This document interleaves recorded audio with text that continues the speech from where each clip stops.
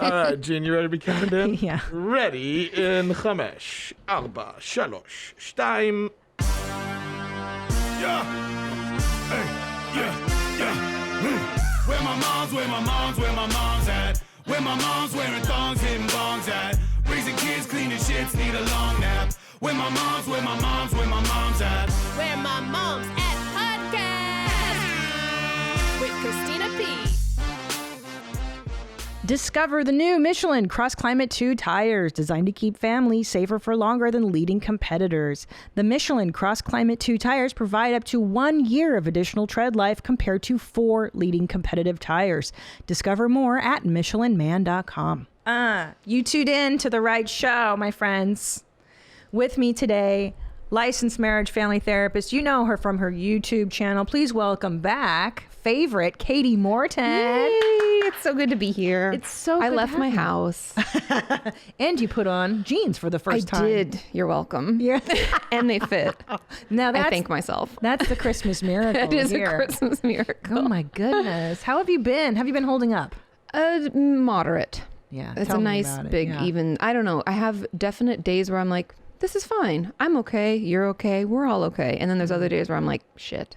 I know. Yeah. That seems to be the norm. And I think right now with this vaccine on the horizon, there's some hope. But I feel like we'll have to go through the darker phases to get there even. Yeah, it's like it gets worse before it gets better. Yeah. Yeah, it's that.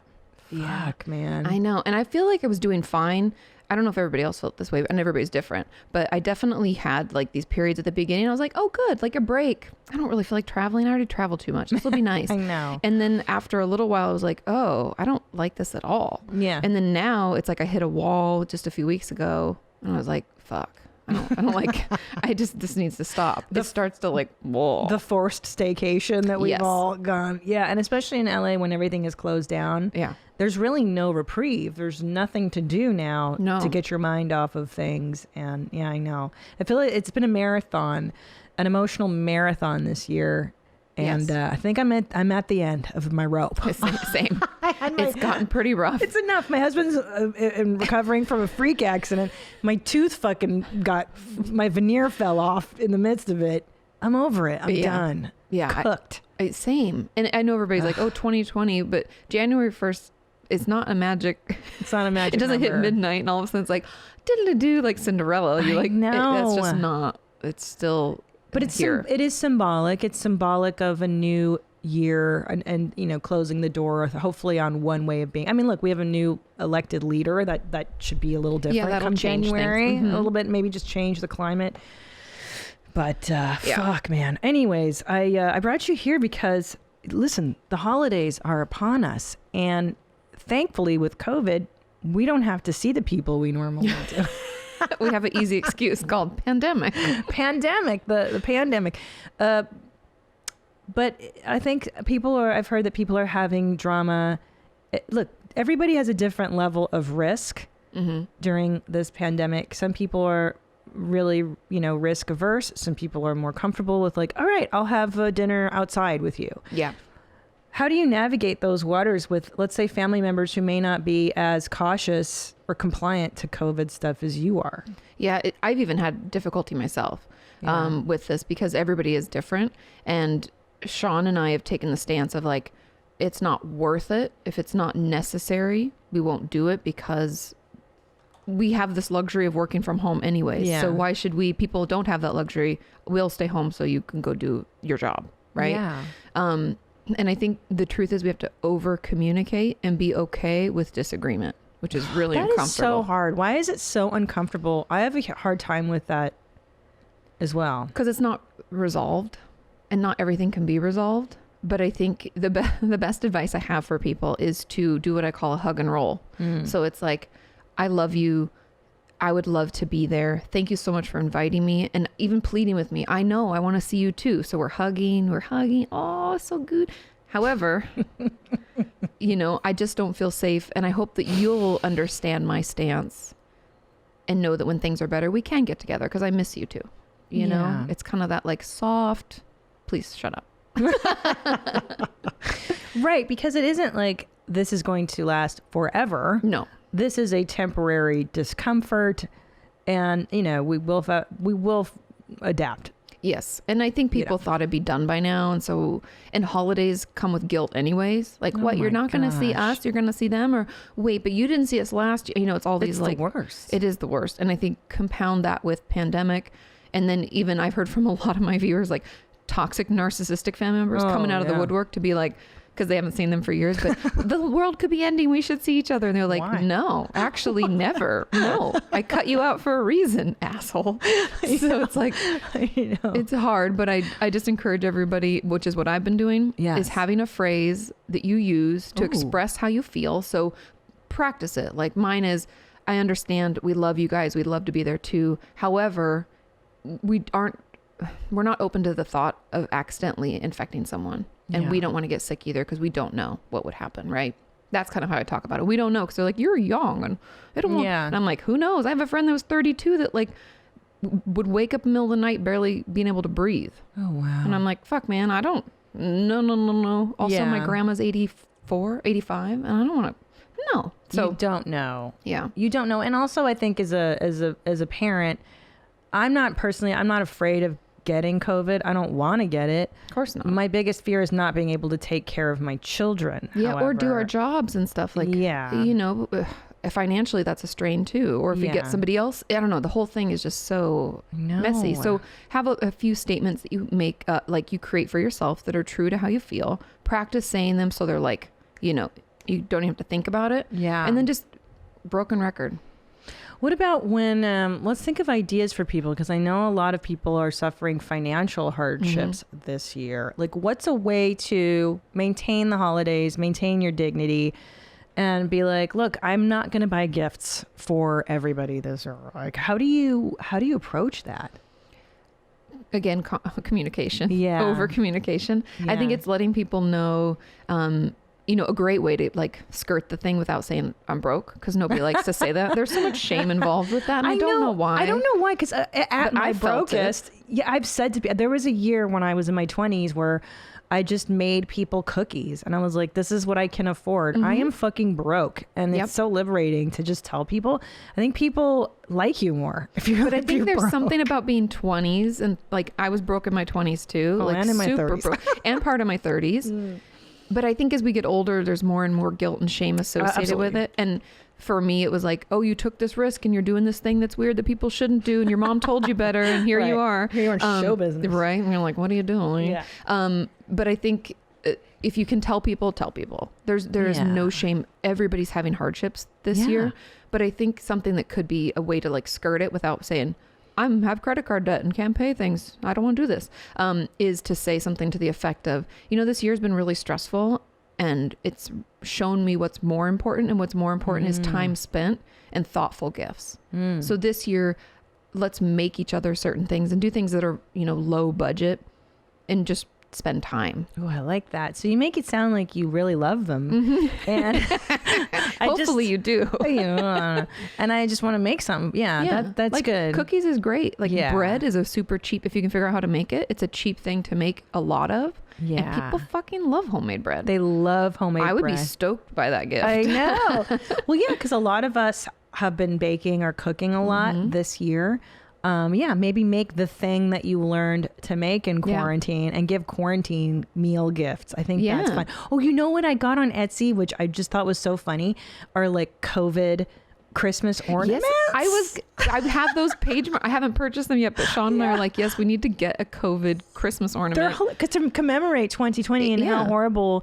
Like some are toilet paper based, some are mask based. Yeah, that's so funny. I mean, what a great gift to give somebody if you can't make them yourself. Yeah. It's like, I always love to shop on Etsy and support independent people. Me too, especially because it's hard to get out this year. Yeah, like Santa Claus with a mask on. Yeah, it's great. I love it. I like buying shit on Etsy. Same. It's more fun. That's where I bought all my masks.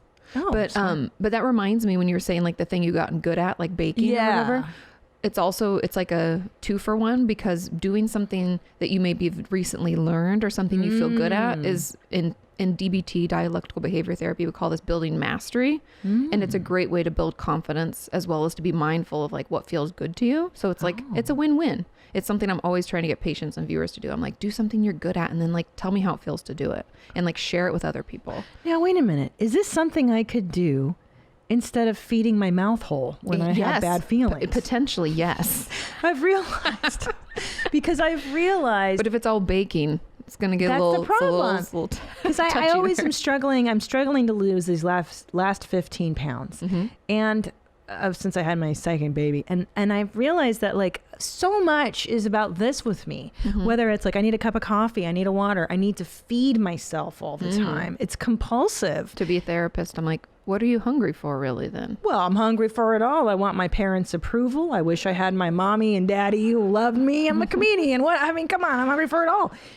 But you might be needing something now more than my ever. husband's in you the need hospital. more cuddles. Yeah, of course. I mean, I have my little Brussels, my doggy, so Betsy helps. But yeah, so is that what that is? And may I sublimate that into something I'm good at? Is that the idea? And to get maybe more interaction with other people, loving interaction, because that might be more what you're needing is like, because all the things you kind of mentioned are like relationships and support. And cuddles, like affection. We're all very touch starved because it's not normal to only get touch from like one person. Do you know what I mean? No, even when you came in here, I like, wanted to hug you and I was like, it's weird. Yeah. So I think we all are kind of touch starved, and that might be why you're feeding your mouth hole so much. Well, I've always historically used my mouth hole to deal with the bad feelings inside. That's okay. That's very common. Yeah. Don't worry. Well, what can I do? So hanging out with people, I mean, which is a little harder to do now. Yeah, it's tricky. What can I do? What can anybody doing now who's finding themselves, I mean, look, and another thing with the holidays is that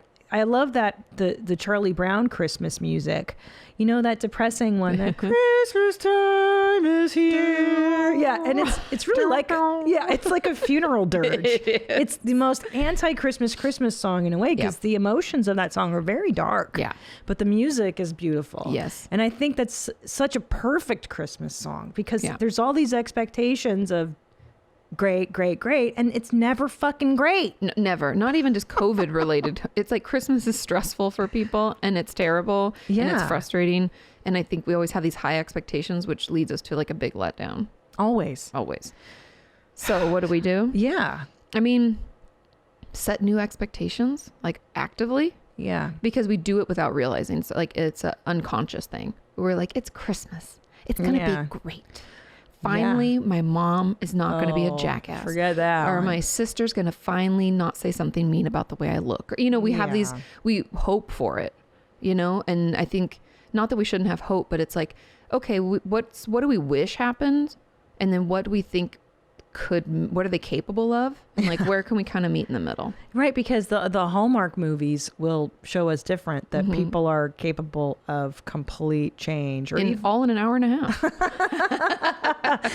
So, but back to my question before is like, okay, so when you're feeling depressed, okay, what should I be doing instead of feeding my mouth hole? I can't see people. Yeah, I mean, there's a couple of things. First, drinking alcohol alone, watching The Crown? No? Getting high? Taking pills. Okay, go ahead. No. Third strike. That my psychiatrist recommended. Okay, as prescribed. Okay, yes. As prescribed. As prescribed, yeah. That's fair. Gabapentin. It can help. It does. There's a couple of things. First is doing what I call impulse logs, which sounds so... No, I want to do it. Tell me. I need help. I'm asking. So an impulse log is something that it just slows down our feeding of the mouth hole, our yelling at someone, taking it out on, you know, a spouse, a partner, of course, kid, whoever, right? Or taking pills or smoking pot or anything. It's like slows it down. And it first you're supposed to recognize like what's happening, like what's happening right now, what's the situation. Then what is it that I want to do? I want to feed my mouth hole. I want to binge eat a whole tray of Oreos. I don't know.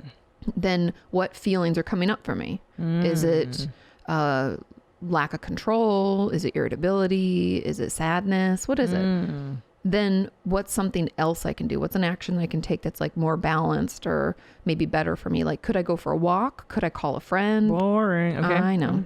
Could I play with my dog? I'd like to take the dog. I like my doggies. Or could I finally pick up that one room just to distract myself that I've been like putting that thing off, you know? Because then you feel like accomplished and you've done, you know. So are there things that we can do? And then you're supposed to wait 30 minutes. And then I give you full permission to do whatever the fuck you want. After 30 minutes, if I'm still feeling these bad feelings and I want to still feed my mouth hole compulsively, I can feed my mouth hole. But you're right, because I do feel that if you just stop and reflect and go, wait a minute, is that really going to help if I go eat a piece of cheese right now? Is that really going to help a glass of wine? I mean, temporarily, I still feel the bad feelings. Yeah, it doesn't make it go away. It's like a temporary fix, you know? Yeah. And so it's just paying attention to that and being able to recognize, hey, I've done this before and it actually ends up making me feel worse, especially binge eating. Oh, yeah. Like my patients who struggle with binge eating, it's like we get caught in the cycle, right? Because we feel like shit. Yep. We ruminate on it. Then we binge eat. Then we feel bad because we binge ate. And then we're like, well, now I'm going to kind of restrict and I should probably kind of healthy. But then we get super hungry and we binge again because we didn't fucking eat. And it goes round and round and round and we feel worse and worse and worse. And so it's like, if we can just slow that a little bit, then usually we can recognize like, hey, I think I want to eat because I'm anxious. Yeah. Or I think I want to eat because I really miss my friends, or I miss traveling, or, you know, there's so much to grieve this year. Yes. I think that's what I mean is that we're all, I mean, God damn it. We were just talking about before we rolled on this show that if you just look at Instagram, and there are comedians who I've known and loved for a million years, and I'm watching, well, not just comedians, everyone around me is reacting differently to this year. Some people are fucking really imploding on themselves massively. Some people have done more constructive and good things, and some people are completely just gone. It's like, so how we're all dealing is so varied. Well, we all have different grief. Yes, it's grief. And we all have different coping skills, right? And you think of like, we call them cognitive distortions in cognitive behavioral therapy. Those, yeah. Yeah, we all have them. Black and white thinking, you know. Learn that one. But one of them is sublimation, which is like where you turn that bad urge into something positive. And a lot of people have done that, you know, like I've definitely felt stressed and overwhelmed, but I focused it on work and wrote my book and like. Which good for you, by the way. We'll talk about that. It's coming out September 2021. I just got the date. Congrats. So, you know, but then that wears out too, because you can only do that so much where you're like, stuff this down and out pops a diamond. Like it's just, you get too exhausted. Yeah, because work for me, stand-up in particular, was such a great thing because it sublimated so many bad feelings and I could transform it into something positive. And then there was a great feedback loop on it with the audience. Make people laugh. Yep. Win-win. I mean, and I got to connect with people and travel and get away from my kids for a couple days. It was like a perfect thing. So not a perfect thing, but nothing is. Okay, so people are grieving right now. And everybody's different and our levels of resiliency are different. So some people probably imploded early on, like April 2nd, they're like, you know, and then other people, it's like June, start to get depressed, you know. And other people like me, it's December. Yep, and I'm it's like, right now. I white knuckled this whole fucking year. I was like, I'm strong like bull. And then I got here. You won't get me down. Like, hang on. But then it's like your hands start to shake and the muscles get. Girl, we can't. I'm done. Get worn out. I'm cooked. Yes, agreed. So this is 2020 is really about managing grief. So what can people do? I mean, these impulse logs I love. Let's recap for somebody listening. You write down what's happening, the actual situation. Correct. What do I want to do right now in reaction to this situation? What's the impulse? What feelings come up right now? What am I really feeling? And then let's try to put that into something else. Like kind of like either a more balanced thought. Like, can we consider what we want to do and how we're feeling and like what's kind of in the middle? What do we think it is that's really going on? Or is there an action we can take to distract or do something else? An alternative. Got you. Okay, I like that. So this is a grieving year for so many things have been lost. And so so the impulse log is a good way to deal. To slow down the process or the impulse really. And then the thing that's interesting about grief is, and this is why 2020's fucked us so hardcore, is that shared grief, sharing in it is actually healing. That's why funerals are really powerful. Yes. And they're not so much for the person who passes, for the people that are there, right? And so we're not getting that connection with other people. And so what I would encourage people to do is, even though we're kind of sick of talking about it, but a lot of us did it early on, is when you do connect with people, be like, this year sucked and this was bad and I'm sad. I wanted to go to this vacation. I thought I'd be finishing up my tour and shooting my thing and all this stuff, right? And talking with other people who get it. And we're like, yeah, I thought that too. And, you know, encouraging our friends and family to share in the things they're upset with too. Yeah. Shared, even though people are like, oh, misery loves company. Yeah, because it feels good. And so let yourself for a little bit, like, feel it. Feeling it's key. It is, because we don't want to. It's uncomfortable. Like, I cried watching the news the other day. This lady was like, I've had this pub in the valley. She was like in Van Nuys or something. She's like, I've had this pub for 20 years and I don't think we're going to make it. And I was like, ooh, it's depressing and it's sad. And I'm sad for her. I'm sad for her. You know, it's a lot. I know. So letting yourself feel it and cry is okay. Yeah. You know, share with others about how hard it is. Yeah. And then make a plan to do something that's a little bit more, not necessarily positive, but just more real to you, not just 2020 grief. Like, okay, yeah, let's connect and do a happy hour and we'll make cookies together on FaceTime. I know everybody's fucking tired of FaceTime and Zoom, but just making time for it. It's Just still do good. it. Yeah, that's so true. And move your body. Jeans, do you know how I keep it spicy? AdamandEve.com. That's right. I've been with the same dude for 15 years. And the best way to spice up in the bedroom is to get an item from AdamandEve.com. They got toys for men, toys for women, couples toys, every kind of lube and lotion and lingerie and so many other sexy gifts. And you can take advantage of this downtime we're in and choose almost any one item and get 50% off at AdamandEve.com with the code WMMA. And when you do, you'll get 10 free boredom-busting gifts, including 6 spicy movies, a 3-piece bonus kit, and best of all, free shipping delivered discreetly right to your door. Just remember to use the offer code WMMA. That's WMMA at checkout for this amazing deal. Go to AdamandEve.com. Use the offer code WMMA to get 50% off just about any item plus 10 free gifts.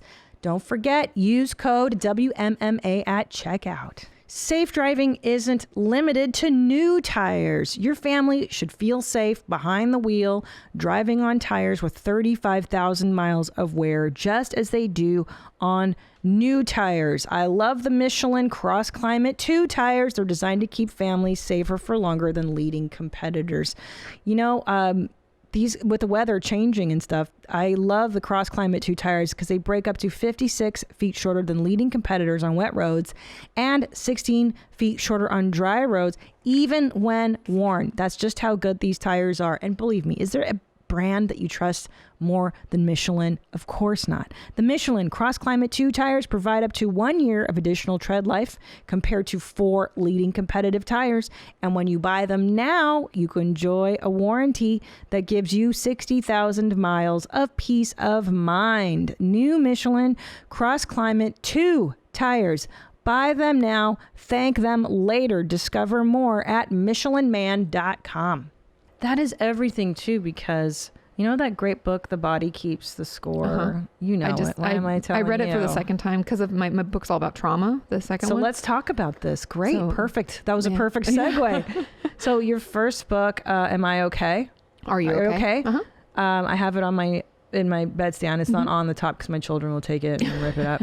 But it's a great book that explains like therapy and how just the basics, what's going on. So in the second book, it's about trauma. So let's talk about that, because where the body keeps a score is about how trauma is locked in the body, correct? And and how we process it, how memories are formed. It's a great book. It's very heady. Like I always tell my viewers, I'm like, it takes a lot to digest it.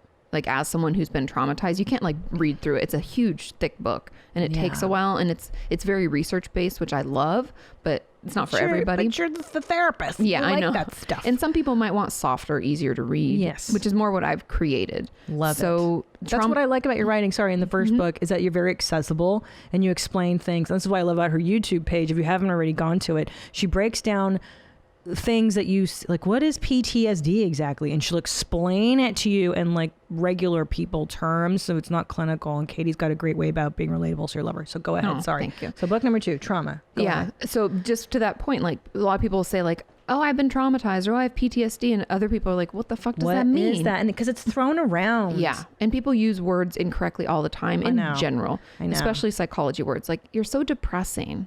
Really though? Is that really? Or like, I'm so ADD. That was the big one for a while. Everybody said they were ADD. I'm like, I don't think you've actually met somebody that has ADD. Or like, that's so OCD. What? Because I washed my hands twice when you saw me. You know, like that's not what OCD is. Spoilers. Yeah. So trauma. It's called Traumatized. And I wish I could show you the cover, but the cover's so cool. The first cover I didn't actually love as much as a nonfiction writer, you don't have as much Is it to say. up? No, it's not yet. I can't. Bummer. I'm sorry. All right. Soon. Follow me on Instagram. I'll post it when I can. For sure. But when you write nonfiction, you don't have a lot of say in that kind of stuff. Sometimes they're like, we know best. And you're like, okay, I know.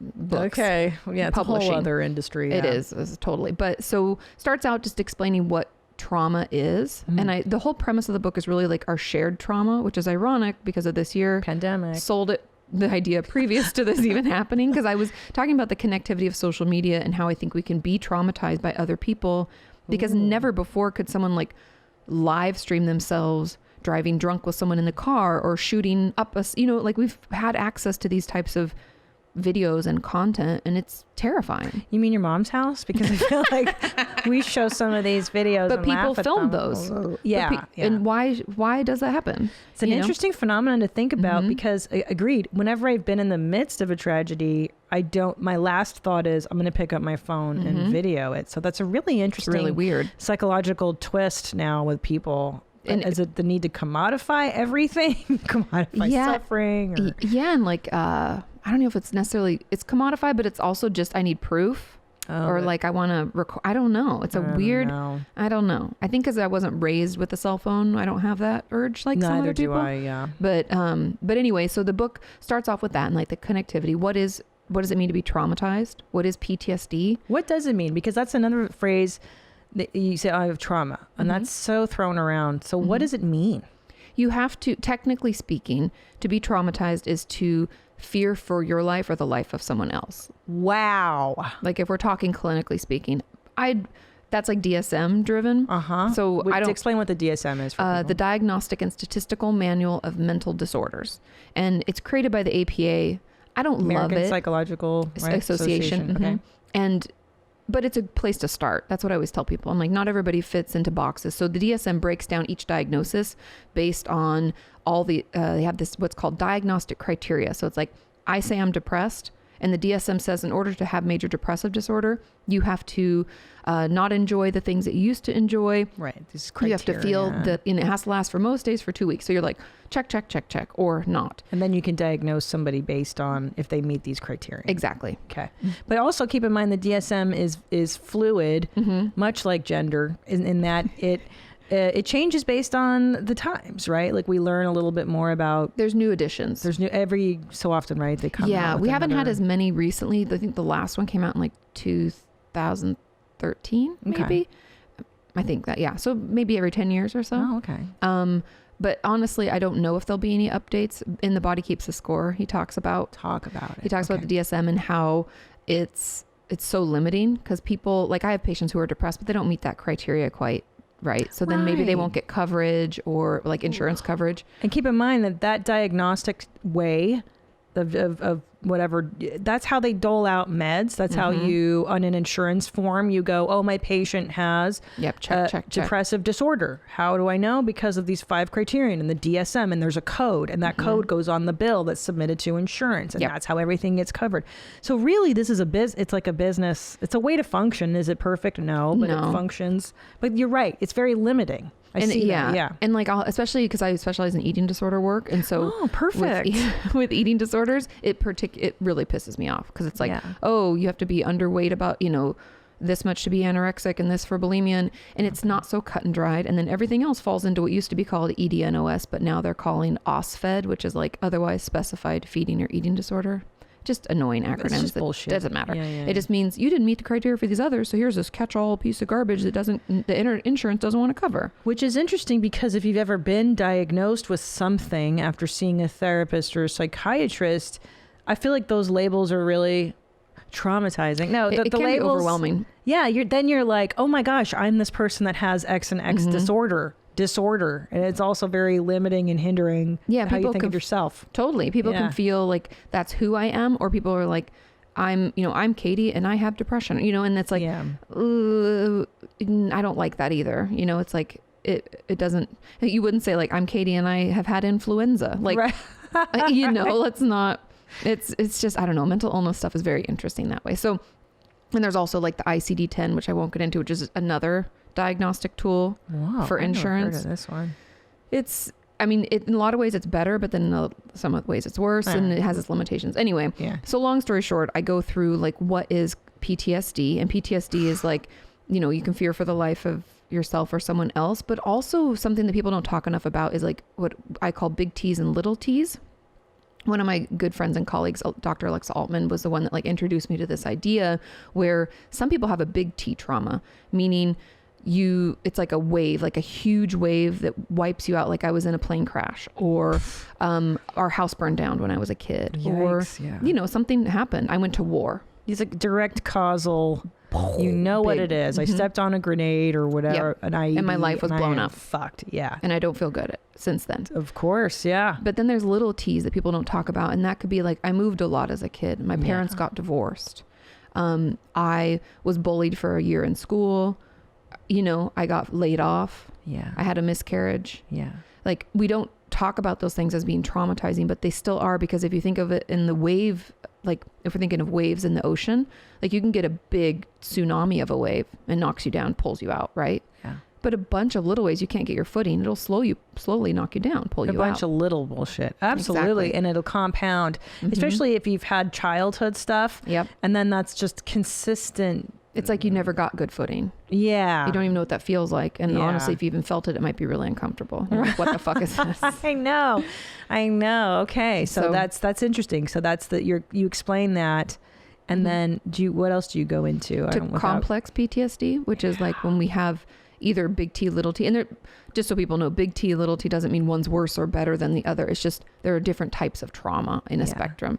But if you have continued or repeated trauma, you have complex PTSD, which is not in the DSM and one of the limitations of it. Yeah. Which is interesting because I've read a couple books on it, and there's not a ton out there. No. And I understand in some ways why they're like, well, it's PTSD, it's just recurring. And I'm like, well, yeah, but it comes along with a little bit more emotion dysregulation, and more difficulty in relationships than traditional PTSD, maybe more dissociation, which is like when I call it like your brain pulling the ripcord. It's like, this is too much, you know, and it's like you're removed from yourself or you're removed from your environment. See, people don't I don't think when you say that dissociation, I would dissociate, and I didn't even know it for years and years until I read about it. And even the way it's described in books is not, it feels like, if you ever been like where you're talking to somebody, but you're so out of it that your brain, like you're working on all cylinders, you're just out of it. Like you're in another realm. Yeah. It's bananas, and time gets vacuumed. And memories are difficult to come by sometimes during that period too, where you're like, wait, what did I do? Or how did I get home? Yeah. Or, you know, that space out, that max out where your brain's like, and we're done. You're done. And that's because something has triggered you, and it's so overwhelming that you can't even it's so overwhelming to your system that your brain's like, ugh. And that can be for a lot of reasons. Like that can be stress induced, that can be trauma induced. You know, it comes from a lot of places, but it's really common in PTSD as a whole. God, the human mind is it's fascinating. It's so fascinating. I could it. talk about this shit forever because the brain is, I don't know. You can fool yourself into thinking stuff. Oh, totally. Well, then I talk about repressed memories in the book, why those exist. That. What the fuck is that? Because then I remember when I was a kid, it was a big deal to go to hypnosis and have your repressed memories brought up. And that was like bad. People were like creating memories for people, and that's fucked up. I've read about that too. Yeah. And then people would be like, I was molested by my dad, and it wasn't true. Yeah, it wasn't true. So that was a dangerous thing. So talk about it, and what's the thought on that stuff now? So repressed memories, that doesn't happen very often, and it should never happen. And I'll tell you how to know if it's happening to you. Yeah. So repressed memories are very common, and it's kind of that dissociation. Your brain's like, I don't have the ability to deal with this. Wah! It doesn't have the ability to form memories and log them away either. And so it kind of just sweeps them off to the side. Like I love the movie Inside Out. I don't know if you saw that film. Write it down. It's a Pixar film, and it's wonderful, and I love it. Oh, it's a children's movie? Yeah, but it's a very adult-ish. Yeah, there's joy. You know what's really adultish too is Tangled. Oh yes, yes, it's totally great. But it's great because they have these adult themes, hopefully to help teach children. 100%. Because this is all about your emotions. So you have joy, anger, sadness, disgust, and I think a fear. And so those are the main players in your head. And I love the way they demonstrate memory formation, because they're these marbles that kind of come through, and they'll grab them and then they'll go away to like long-term memory, or they'll be core memories, like part of like what we think makes us us. Wow. So watch it. It's great. It's very accurate, as much as a cartoon can be accurate. But repressed memories are like, if you imagine Joy grabbing one of those marbles, and then like fear hits her because it's scary, and she drops it and the marble shatters. And so you might have some fragments where you're like, oh, I kind of remember being in this place with shag carpet and being scared, but I don't know. That's it. Right. Yeah. And so it's because it was too overwhelming. It was too scary. Trauma memories are often shattered all over. And when we're walking around in our brain forming new memories, we might step on one of those shards. And that's what a flashback is. We're like, oh my God, I remember. I remember that feeling. And so it's like our brain just didn't have the tools or the opportunity to sweep it all together and glue it. I mean, think of like gluing a marble back together piece by piece. It takes time. That's why trauma work takes time, to bring those memories back to conscious mind, make sense of them, put them into a narrative form, meaning a story, and then roll them away to long-term memory. And so fascinating. Yeah. And so they are real. They happen all the time. Even like, think of just memories that are difficult to come by because it's, it was maybe an uncertain time in your life. Think of those little T's and things like that. So we have a lot of that, like, I don't know, splinters in our brain of old memories.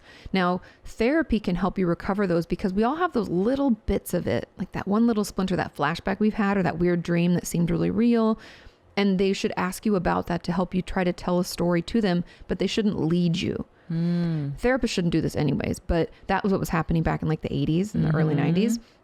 Is like therapists would be like, so you said that you felt scared, like in a basement. Was a man there? And they'll ask you like leading. They shouldn't say anything like that. It should be like, so do you remember what you smelled or what you saw? Or how did you, so you said scared, like, what did you feel? Do you remember what you were wearing? Like asking questions so that you come up with it yourself. And they're not saying like, so where did they touch you? And you're like, I didn't even say anything. Yeah, like, who? Oh, I get, yeah. And you're trying to formulate it. It's very vulnerable.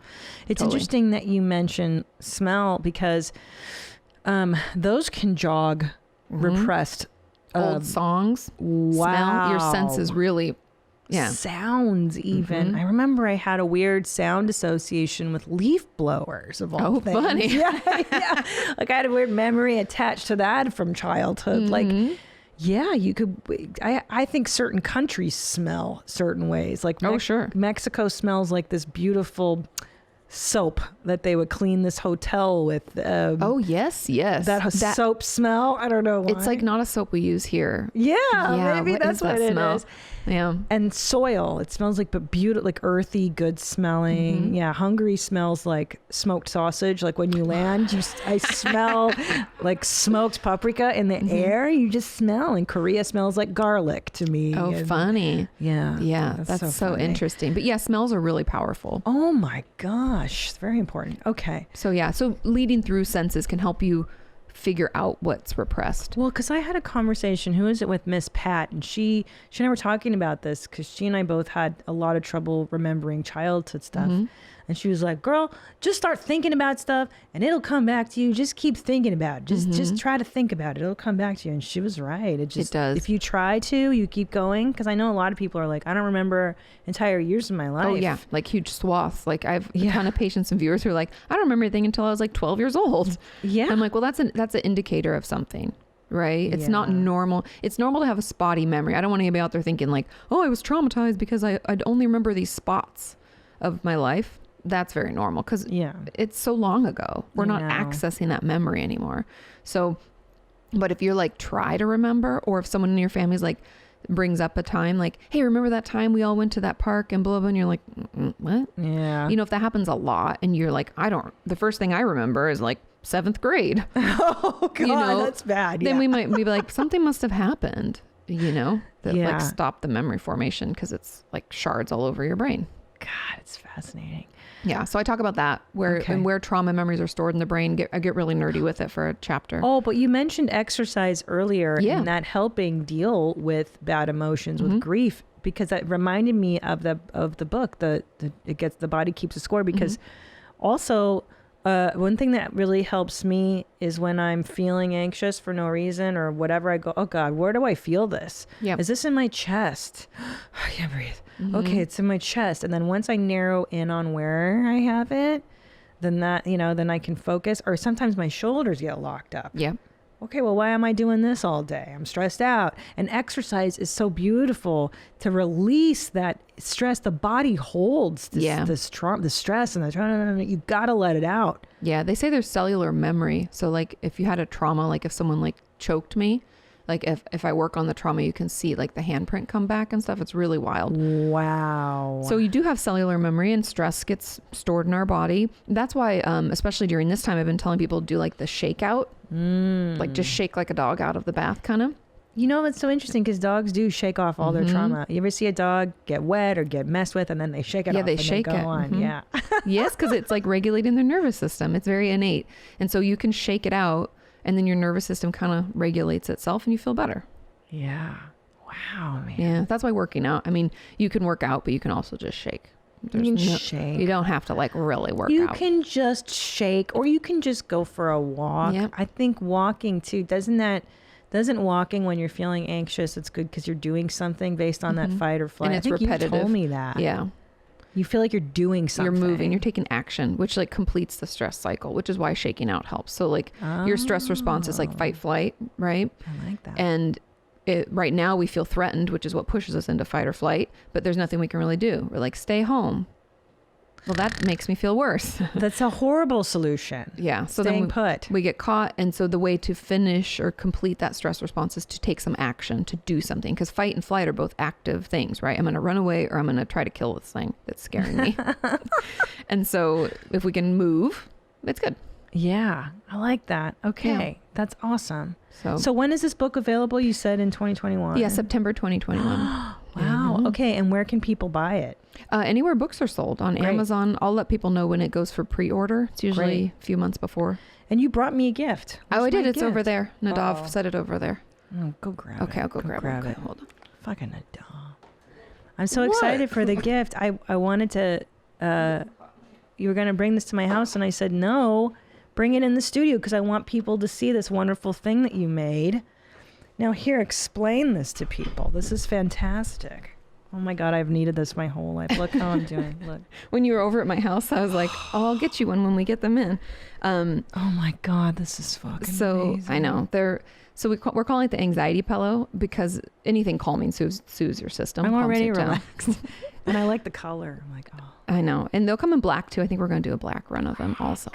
Good. But yeah, so they're just have a little pouch on the front and they're like it's a faux fur fluffy pillow. Soft. And they're machine washable and everything because, you know, they're cream. Things are going to get on them. But yeah, they're just super cozy. So I zip off the cover and I throw it in. I love this. So there's a pouch in the front. It's like a kangaroo's pouch. And you put your hands in it and you like hug yourself. God damn it. This is great. I love this. I love, they're so cozy. This is great. And when people order them, just so they know they're the cover and you can fill it as full as you want with whatever kind of insert. Got you. So you buy the insert separately, like on Amazon or something. Because it's cheaper to ship. Otherwise, if I was shipping internationally with that, it costs them like so much. And that price gets it's already astronomical. The what has happened with shipping prices? Well, what happened to the world? Right. I'm like, oh my God. But yeah, so those these are great. Yeah, we have about, I think, only like 20 of them left. And where can people get these? KatiMorton.com/products. This is fantastic, Katie, because I already feel better hugging it. It's nice, isn't it? It's really soft. It's like I don't know, it's just a comfort. I'm going to give this to my kids. Is this good for kids? Yeah. You can like be like, hey, feeling, lonely, I think sad. people could probably even put, if they want like a weighted version, you could probably put some bean bags in it. Ooh, that's a good idea. I'd assume. But I played around with like, should I put pouches inside where you can put bean bags in so it could be weighted? But I was like, oh, that's like it, because my mom's friend is making them. Oh. So they're made in Washington State. Lovely. Locally sourced, everything. Locally sourced. But I wanted to make sure no children were like making my things or because that shit happens. I know. And I'm like, depressing. I don't want it made in China because I don't know if they're treating them well. I know. So these are made in Washington. I love and so you could probably put some weight in there if you wanted that too. This is so lovely. There is no better gift than Omaha Steaks. I love getting this as a gift. I love giving Omaha Steaks as a gift. Every item I've gotten from them has been stellar. I love their stuffed baked potatoes. I love the steaks. Of course, I love the steaks. I also love their hot dogs. They're so good. If this 2020 holiday season feels like it's been a long time coming, make it worth the wait. Send the perfect gift. Send yourself something special and bring families together for a delicious Omaha Steak holiday feast.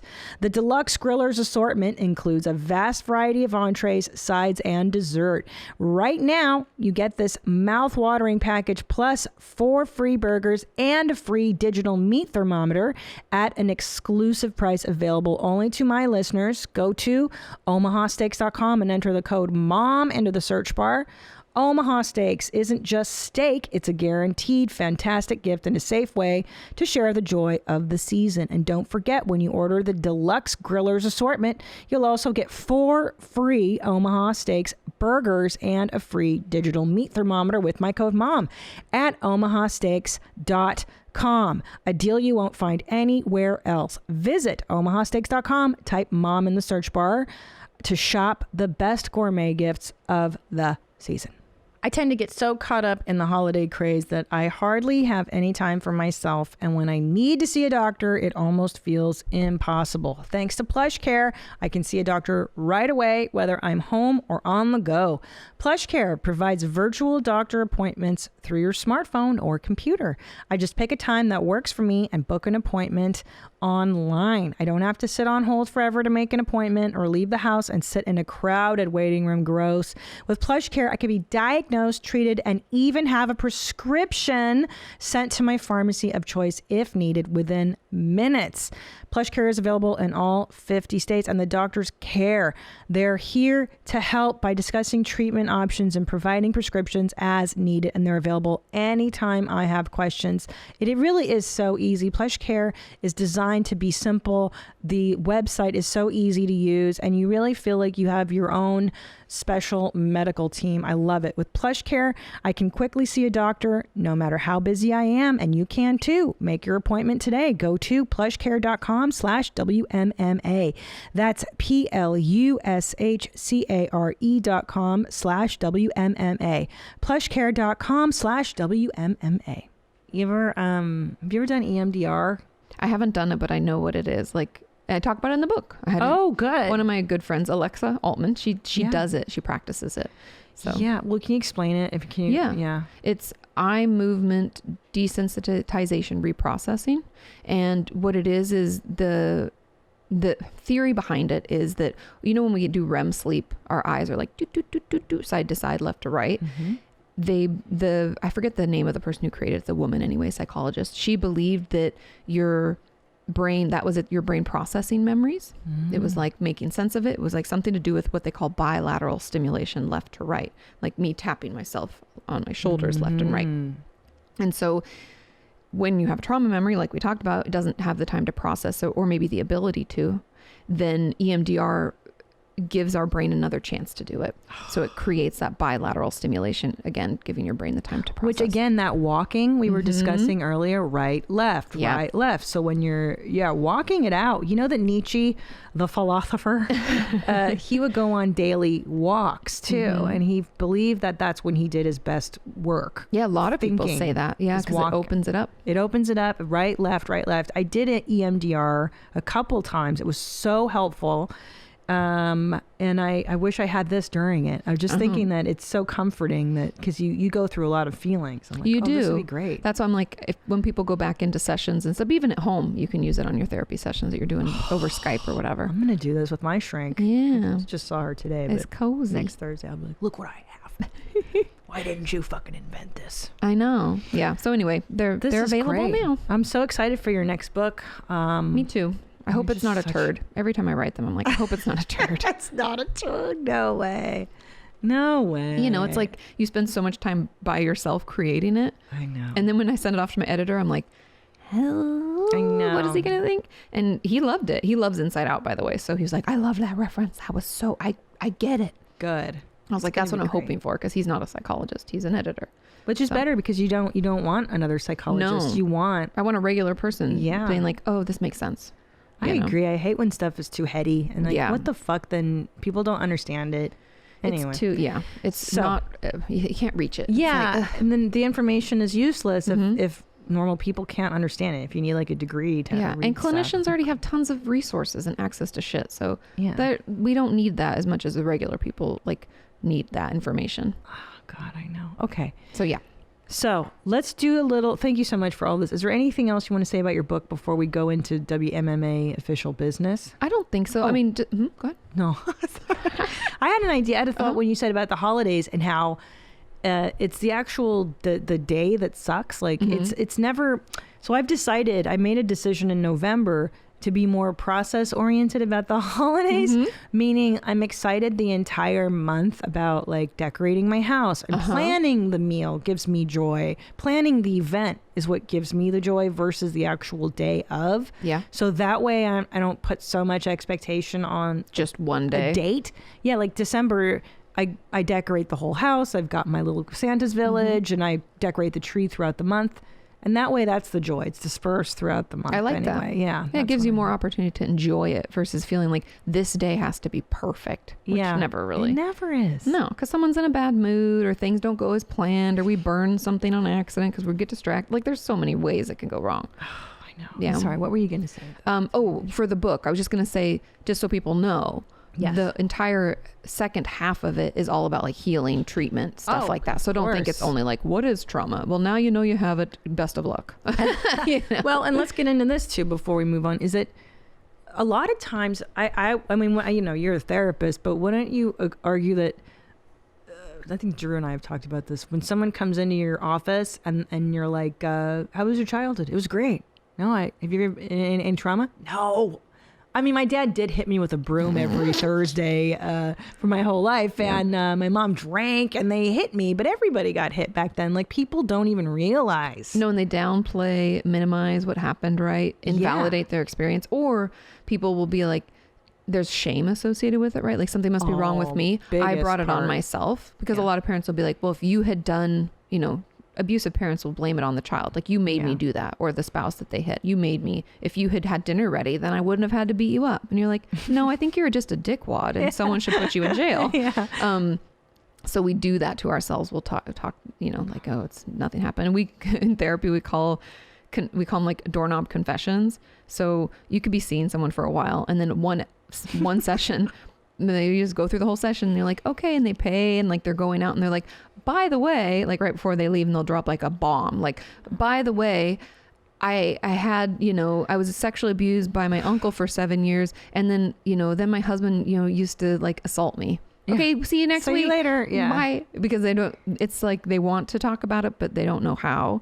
And so it's like, I'm just going to leave this here and we'll talk about it later. Maybe not. I don't, you know. Yeah. So how does someone listening to this, if they might be thinking, oh, I'm not trying that. No, everything was great. What are some signs that you may have had a traumatic thing happen, a traumatic childhood, and you're not addressing it? Hypervigilance is probably the easiest one to recognize. And people might be like, oh, you're friends with hypervigilance. Well, people will be like, you're jumpy. And you're like, that's not really I mean, you can be anxious and you can be kind of jumpy, but if you're like scared easily, like someone shuts a door and you're like, and then somebody comes up behind you and touches your shoulder, and you're like, that isn't a normal response most of the time. So but let's say, but doesn't everybody, I mean, I don't know. You can get scared. Every now and then you might get jumpy, but hypervigilance is constant. A constant state of arousal, right? Yes. Is that not arousal sexually, I don't want to say. No, but like arousal of your nervous system. So you're always on edge. Always on edge. Is the best way to, and like if you go into a new environment and you like survey it for any kind of threat. Yeah. And you're active about that. And it's just like, think of it as like you always think you're threatened. Yeah. That's really how it feels. Like Jason Bourne when he goes into a restaurant. He's like, where are the cameras? Where are the exits? I'm always like, he's such a badass. But also hypervigilant, probably traumatized. Well, I'll give you a great example of hypervigilance. Because this guy right here is an expert in it. I've been working on it for a decade in therapy. When the quarantine stuff first came down, Guess who already had a room full of toilet paper? We talked about that a little bit. I'm not gonna die. I feel safe. This guy is that's why I love Amazon. It really feeds into my hypervigilance and Like doomsday prepping. the OCD stuff. Yeah. And that's the first thing I thought when all that happened. I go, those doomsday preppers must be thrilled. They're like, I told you. Yeah, you dumb assholes. Yeah, you guys making fun of me. Now look. So that's what that looks like, hypervigilance. And okay, is it connected to OCDs too sometimes? That's kind of a different component of it. OCD would be more that I feel like I have to buy these things or do these things or prepare in this way. Otherwise, something bad is going to happen. So OCD is more of like an anxiety build. Had that one too. But hypervigilance is usually what people will notice when you just feel like your system's always aroused, like not sexually, just like on edge. Yes, and the little things will stress you out. Yep. Everything can push you right over the edge. Everything. Like, I can't find the keys. I can't find my car keys. And that's not a normal reaction. No, the overreaction, like your reaction to situations isn't not even commensurate, but it just doesn't make sense with what's actually taking place. Right. That's what I mean by overreaction, because I don't want people to think, oh, you're overreacting. That doesn't mean that that's not right. It just is like a red flag or a sign of something. For instance, I say to you, Katie, can you put your chapstick down? It's it's in the camera. And then you hear that differently, and you will rage back at me and be like, why can't I keep my chapstick up here? Would that be because maybe I've triggered something in you that's trauma related? Maybe your mom beat you with chapstick and now you're like, do you know what I mean? Is that I mean, the reaction would show something bigger, something going on. It's not always PTSD related. That could even just be like, I have an issue because my mom used to always talk down to me, and I get that sense from you, and it's like they poke your buttons. Yeah. Because we all have those buttons that are just triggers. But that's not trauma. Not necessarily. That's not trauma. Yeah. It could be, but trauma's more like, I don't like having people sneak up behind me or be behind me. Being in line can be very difficult for some people because they're like, I don't like having people, it makes me uncomfortable. Or like being in a small space. Or not being able to get up on a plane or something. Like I've had patients like freak out, because they'll be like, ding, the thing goes on. Like, I need to get, and we panic. It's not good comfortable. Times. Yeah, such good times. Awesome. So that feeling, I think overall, if you feel not constantly, but pretty regularly, like you're overwhelmed and that panic sets in of like, I'm in danger. What do I can't protect myself. That's a huge indicator of trauma. Yeah, and what's interesting too is that I've had people on this show where childbirth can trigger. Can be traumatizing. Oh my God, yeah. Or even becoming a mother can all of a sudden brings up all that stuff about your mom or your parents. Yes, it activates all your childhood stuff or whatever, and you might not even realize it. You think you're just being a mom. But like, again, like if you're buying 5 months worth of diapers, yeah, you might be more of a trauma response. Something's going on. Yeah, no, totally. Not to mention your hormones are elevated and changing, and you might not feel quite like yourself. But I also want to put in there too, if you find yourself avoiding certain things because they're triggering, because that's what happens is trauma can make our world really small. Because we're like, oh, being in crowded places. I mean, COVID's happened, so there's no crowded places, but being in a crowd is scary. I won't go into that. I won't do that. Or like being in line, having people behind me, I won't do that either. So I only order stuff online. You start to kind of... Yeah, and emotional trauma too. I would argue people keep their lives small. Yep, and isolated. Yeah, you are less apt to have, close relationships, right? Because you're afraid of getting hurt. Yeah, vulnerability is a huge risk. Yeah. It's too dangerous. Yeah, all that good stuff. Yeah. Fun. So fun stuff. So gosh, let's get into some Where My Mom's At business. I was waiting for you to come here because this email I received from Sarah. I received this email, and this poor girl just really struck my heart. So let's reread the email to catch everybody back up. Hi, Jeans. After meeting someone only 5 months ago, I, at 32 years of age, have found myself in the worst situation I've been in. After contraception failed, I am now 8 weeks pregnant. Everything seemed to have been faring well in this new budding relationship, and upon this pregnancy bomb, he has determined that he does not want to have children ever, and has even let me know that if I choose to have this child, he will resent me for the rest of his life for ruining his future hopes and dreams. Also, he is 40 and not stepping up or showing support. I'd never imagined being in this situation. Do you have any advice to a new potential mom bringing a child into this world alone? I am not only terrified of becoming a mother and doing this alone, but I'm also sick to think of terminating a life at 32 that could potentially be beautiful and thrive. And I'm afraid I may regret a termination and feel guilty forever. Any perspective is helpful, Sarah. So here we go. Yeah. You're qualified to answer this. Go ahead. No pressure. No pressure. The term, when I read that, I was like, you're not alone. Like, I know we don't have a partner. The partner who helped us create the child isn't with us. Okay. That happens a lot. I'm not minimizing this stress and upset, but you're not alone. So who can step up and who can support? Mm-hmm. Is there a parent? Is there a friend? I mean, I've had tons of friends. Like, one of my close friends got pregnant with twins. Oh my God. In a similar situation. Didn't want anything to do with it. And Sean and I went to her baby shower. This was pre-COVID. And the amount of support was like, just warmed my heart, made me cry. Aww. Like, and people have been so supportive of her and helping her, and and so allow people to help you. This like doomsday, I'm all alone. Yes, you can be sad, and yes, this guy's a fucking piece of garbage, and I'd like to punch him in the throat, and in the nuts, so that he doesn't do this to someone else. But his hopes and dreams. Shut the fuck up. I hate that shit. What if you had to have the child, you bastard? Well, yeah, and at 40, has he not heard of condoms or birth control, right? Or that girls sometimes get pregnant? Also, be an adult. You have responsibilities. Get a vasectomy. If he doesn't want children ever. Yeah, snip, snip. Snip, bro. Make it happen. Do it. It's so weird. What a selfish piece of garbage. Yeah. And you can deal with that legally later if you want to. That's up to her. If you want to full custody, meaning, and like, well, if she just wants financial support, even. I know. I think I mean, should. I think so too. Just at least to ease the stress a little bit. Yeah. But if it's up to her, because sometimes that stress is not worth it. Having to deal with someone who's so rude and hurtful. Yeah, it might be better off that you just do it yourself. But reach out, start creating a support system, and I think. Even online, there's wonderful support right now, especially there's Facebook groups for single moms. Oh, that's cool. Start tapping into that. Start talking to your friends who've already had children. Like, I know she's 32 and you may not have a ton, but those people go to them. Like, yeah. I don't have kids. I'm not the person to ask about what your body's going to feel like, or is this normal, or, oh my God, I'm worried about the, right. I don't know that stuff. So reach out to your friends who do and ask them the things that they really think you need. Ask people for hand-me-downs. Are there things, because so many people do that, like, maybe we'll have another kid, I don't know, and then they're we decided not, and then we just give everything away. And it's great to be, most of my friends who had kids in like their late 30s, early 40s, which is like most of my friends, they're like, it was great because I got all the hand-me-downs. I didn't have to buy anything. So anyway, tap into the single mom world, tap into your support, because you're not alone.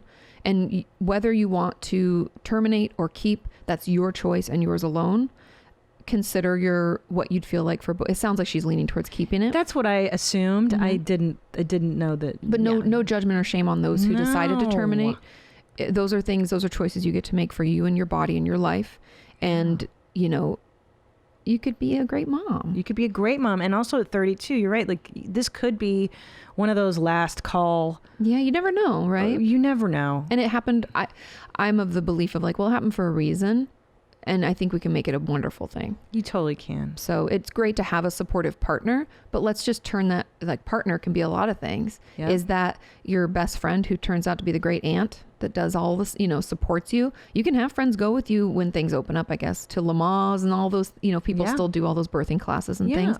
Have someone come with you. Grandparents, if you have. Yeah. Even one of my closest friends, she was the only one her friend let into the birth, like into the room. It wasn't her husband. Oh, that's hilarious. She was like, he's going to stress me out. I just want you in there. And that's fair. So, know that that's not weird. Sometimes it's not uncommon, or a doula or a birthing. A mom. A lot of people do it with their moms in the delivery because they know what it's like, so tap into your resources, tap into the people who are supportive. If it's a mom, if it's an aunt, if it's a grandma, if it's a friend, if it, whoever, if it's a single mom group, you get to meet some other moms, whatever it is, let's reach out and get that support, because You're going to need it and you're going to want it. You're going to need it. And it's going to be really imperative. helpful. Yeah, it is imperative. And then get those hand-me-downs also.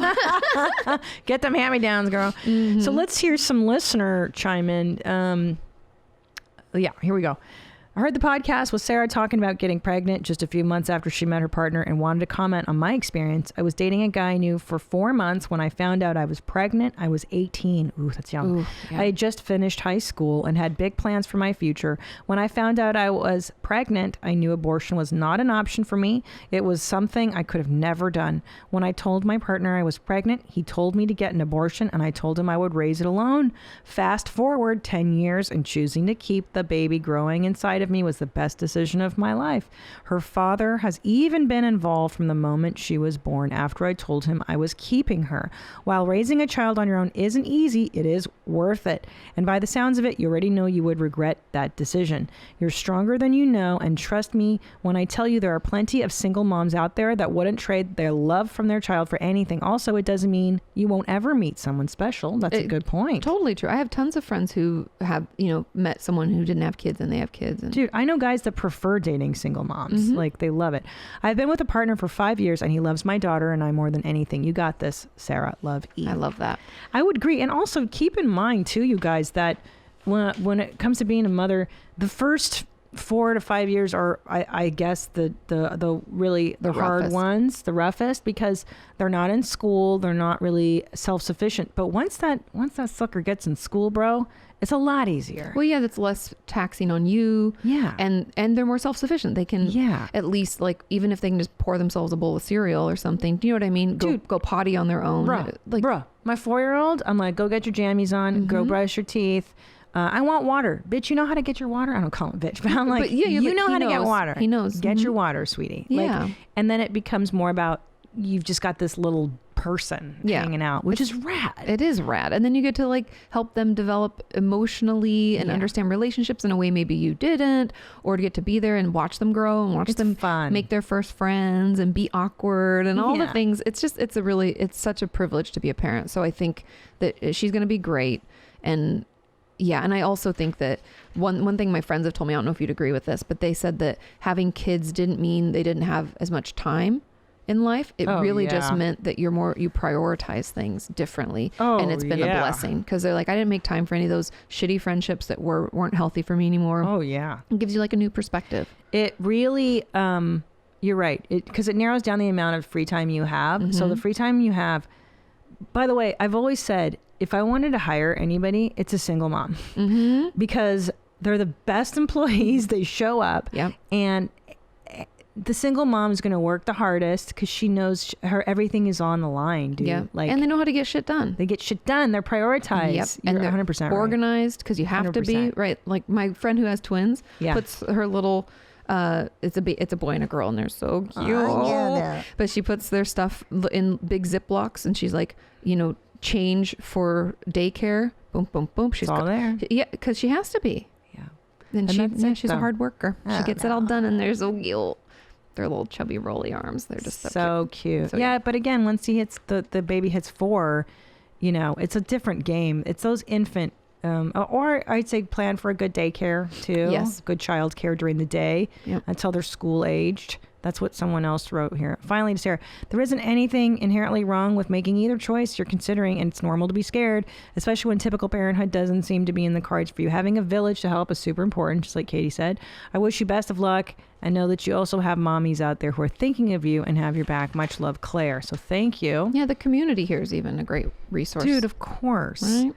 So here's another one. This is, I'm a 41-year-old married dad to a wonderful 3-year-old. He's not married to a 3-year-old. I am a 41-year-old dad to a wonderful 3-year-old. Sorry. Before I met my now wife in 2014, I had the worst 2013 of my life. I was engaged to a different woman, and we had very different ideas about pregnancy in the future. My fiance at the time had become pregnant. We had a disagreement about what to do about the pregnancy. I wanted to keep it, but she thought her family would be upset about it. Against my wishes, she went and had the abortion. Wow. Oofa.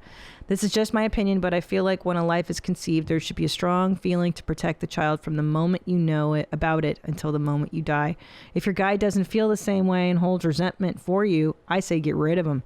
Remember, just because you think you'll be raising the child as a single mom doesn't mean it will always be that way. Every day I think about the child that could have been, and it's pretty painful. If you think you should keep it, you should keep it. P.S. Remember, you could always give the child up for adoption or an open or closed adoption. There's some family out there that has the resources and love to raise a child if you're unable to do it yourself. It's true that you would still need to go through with a pregnancy, but it can still be a better option than a termination depending on how you feel about it. Best Yeah, and regards, so many Brian. people are looking for a child struggling to conceive, and what an amazing gift. I know. Oh, so yeah, I think, yeah. Oh gosh. Most importantly, this is a follow-up from episode 76 and 77. You swallow jizz? Katie? Sometimes. Well, I don't like to swallow jizz, and I do a little trick. I go in the hand, and then I wipe it on the bed. I was like, wipe it where? I wipe it in my hair. You wipe it? Something about Mary this There situation. you go. So this person was chiming in. Hi, Mommy. I was listening to the episode with Chase when you asked about guzzling cum. Many men will feel rejected if you just fountain that white onto the floor or anywhere else. As an expert in hiding where the jizz goes, it's easy as this. As we all know, after effing, there is lots of wetness from all different areas.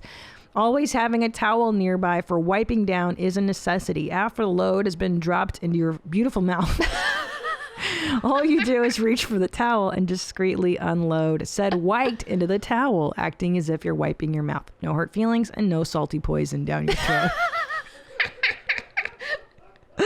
P.S. Yes, you will have to hold it in your mouth for a second like mouthwash, but totally worth it. Piss on me, beat me. Michaela. Thank you, Michaela. Solid advice. Solid advice. So just keep a little towel. Okay. Here's another follow-up. Or a sheet in your case. A sheet. Yeah, that's fucking Some kind of difference. Yeah, I'm gonna say. Yeah. So I had this horrible problem in my life, Katie. I don't know if any of your patients talk about this, but every night when I go to wash my face before bedtime, I wash the face and then the water runs down. Yes. I have that problem myself. And I get so mad because it's always when I'm in my pajamas and then my pajama sleeves are. Yep. Well, what do you do then? How do you combat this? I don't wear long sleeves to wash my face, and I put a towel on the edge of the, on the sink. Smart. But it's a disaster. It's a disaster. I don't really know other than wash faster. Or lean down farther so your arms lean down. That's what I've been That's doing. what I try to do. I'm like, but that's not it's fun. not. I know. I don't know. So here's somebody's suggestion. Oh, I like it. I heard you talking about how you always get your sleeves wet when doing either your morning or nighttime routine. You don't have to leave on your regular clothes to wash your face. Go ahead and get into your jammy jams. Just slip a hair scrunchie onto each wrist. When you do your thing, the scrunchies will absorb any water that may have otherwise run down your... Wow. And there's those towel scrunchies too I've seen that are to help your hair dry. Have you seen those? Oh, those are terrible. The Turby twists. Oh, I don't know. Is that what they're called? I don't own them, but I've seen them. Yes, microfiber. See? Oh my gosh. Thank you so much, They're like Mia. terry cloth. Yes. Oh, wow. This is genius. They're on See, Etsy. look at I'm those buying. blush microfiber scrunchies. Those would really do the trick. Thank God. God bless America. This is Right? why there's a solution for every problem. But that's genius. I know.